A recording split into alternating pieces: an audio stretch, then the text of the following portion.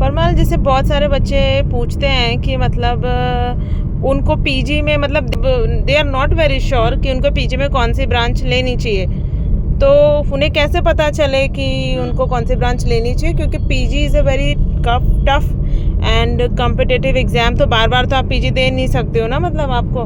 तो आपके हिसाब से मतलब कैसे पता करना चाहिए कि आप किस ब्रांच के लिए बने हो और कौन सी ब्रांच आपको लेनी चाहिए, और किससे पूछना चाहिए, या खुद से डिसीजन लेना चाहिए, या पेरेंट्स की बात माननी चाहिए, या फिर मतलब कैसे डिसाइड करना चाहिए? दोस्त जो ले रहा है वो ले लेना चाहिए, क्या लगता है आपको?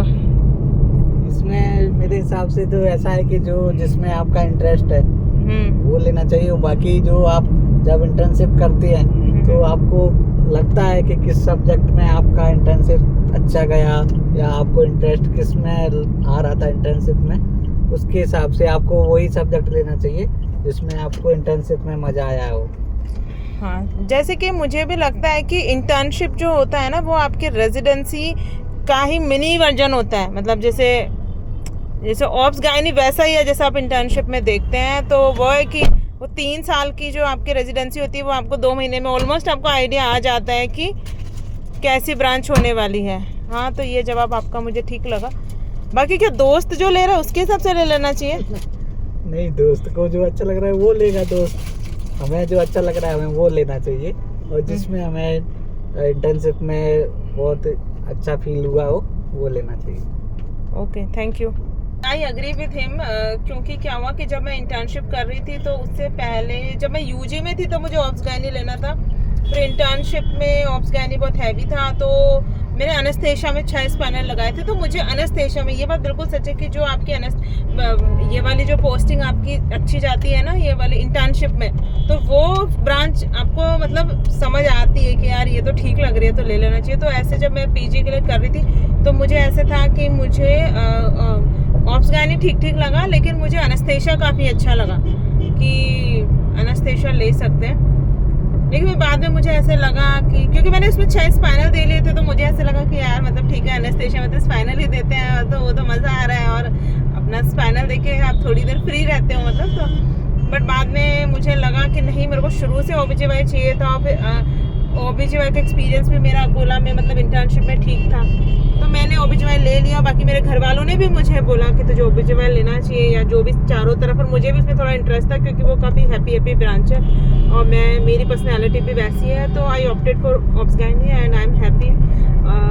बट मोटा मेरा यही कहना है कि आपको जो इंटर्नशिप में ब्रांच में मज़ा आया, चाहे आपको पहले कुछ और बनना हो, लेकिन अगर आपको इंटर्नशिप में उस ब्रांच में मज़ा आया ना, तो वही आपकी ब्रांच है। और किसी दोस्त के कहने से या फिर किसी के कहने से कुछ नहीं करना, क्योंकि जीवन भर आपको वो प्रैक्टिस करनी है।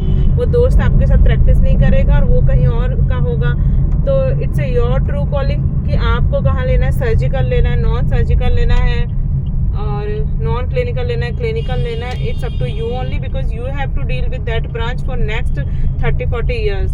तो और रेजिडेंसी करना भी आसान नहीं है, बहुत सारे बच्चे छोड़ देते हैं, क्योंकि एक्चुअल में क्या होता है ना कि लोगों को लगता है कि यार मेरी 100 रैंक आ गई तो मुझे कुछ ऐसा ही फाड़ू लेना चाहिए जैसे कि रेडियो मेडिसिन, ताकि I can justify with that rank. बहुत सारे लोगों को लगता है कि यार, जैसे मुझे एमडी एनेस्थेशिया मिल रहा था बहुत अच्छे कॉलेज से, लेकिन मेरे को ऐसा था कि मतलब मेरी रैंक पे बहुत अच्छा जस्टिफिकेशन होता है, क्योंकि but I quit MD and I opted for DGO. तो it was a very tough decision for me कि यार ठीक ठाक रैंक है इस पे, तो मुझे एमडी एनेस्थेशिया मिल जाएगा। एसएमएस का आई थिंक मुझे मिल रहा था, बट मैंने वो नहीं लिया।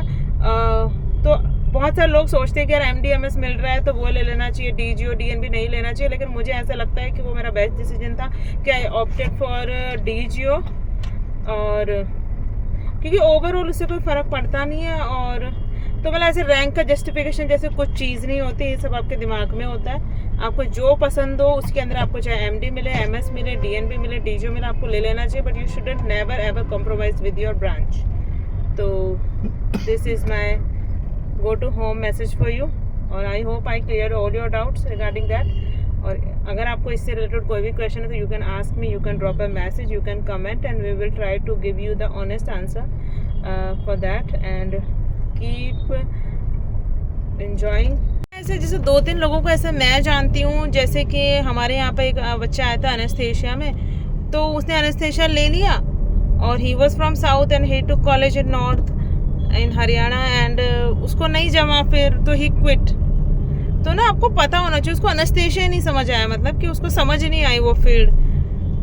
ऐसे एक और है जिसने ऑर्थो ले लिया था और फिर उसको समझ नहीं आया ऑर्थो, क्योंकि लोग एक्चुअली, मैं आपको बता रही हूँ ना, आपको सच में ऐसा लग रहा होगा कि इट्स मतलब नॉर्मल टाइप्स बात है, लेकिन हाँ ये रैंक जस्टिफिकेशन टाइप्स कुछ बातें होती है कि लोगों को लगता है मेरी इतनी अच्छी रैंक है तो मुझे यही लेना चाहिए. तो ऐसा कुछ भी नहीं होता है. मतलब अगर आपको मतलब वो कुछ भी पसंद है ना, अगर आपको पैथोलॉजी पसंद है और आप रैंक 100 हो तो आपको ले लेना चाहिए, क्योंकि अगर वो इट्स योर ट्रू कॉलिंग, और अगर आपको ENT ऑप्स गायनी जो भी आपको पसंद है आपको वो ही लेना चाहिए. और दूसरी बात, तो जैसे एक लड़का था जिसको ऑर्थो मिला था, तो उसने फिर उसको वो मेडिसिन टाइप चाहिए था तो उसको ऑर्थो जमा ही नहीं, तो उसने ही quit and then he opted for medicine in next round. और एक वो था, वो एक हमारे सीनियर सर थे वहाँ पे कोला में, तो ही मतलब उनको ऑर्थो लेना था but he got medicine in some college and then he quit and then he took ortho in the next round, और I think he took private ortho. तो मतलब वही बात है ना कि तो वही आपका वो आपने एक्चुअली वो सीट खराब कर दी, या तो या फिर आपने वो सीट खराब ही कर दी बेसिकली, और या फिर अगर आपने कहीं ज्वाइन किया प्राइवेट वगैरह में तो फिर आपको उसके लिए पैसे ज़्यादा देने पड़ेंगे जो भी. लेकिन हाँ, it's a wastage of money and time. तो basically you should be very careful while taking a college, while taking a branch mainly. Branch is the main thing, मैं आपको अभी भी बता रही हूँ, क्योंकि जो रेजिडेंसी होती है वो चाहे आप कहीं से भी करो वो 3 साल की ही होती है मैक्सिमम, 2 या 3 साल की, तो वो आप कहीं पे भी निकाल लोगे. लेकिन ब्रांच आपको जीवन भर प्रैक्टिस करनी है, it's a life long thing. तो इसलिए मैं कहती हूँ कि अगर आपको कहीं पर भी मिल रहा है ना MD MS या DNB, तो कहीं गांव में जाके भी कर लो यार. आपको डिग्री लेनी है, आपने थोड़ी ना उस गांव में 100 साल रहना, नहीं रहना ना, 3 साल रहना है. 3 साल आप जैसे तैसे रह लोगे अगर कॉलेज अच्छा है, लोग अच्छे हैं. बाकी फिर you have to practise at your home state और होम टाउन, और जहाँ पे भी आप सेटल होना चाहते हैं, तो it will be your choice and your decision only.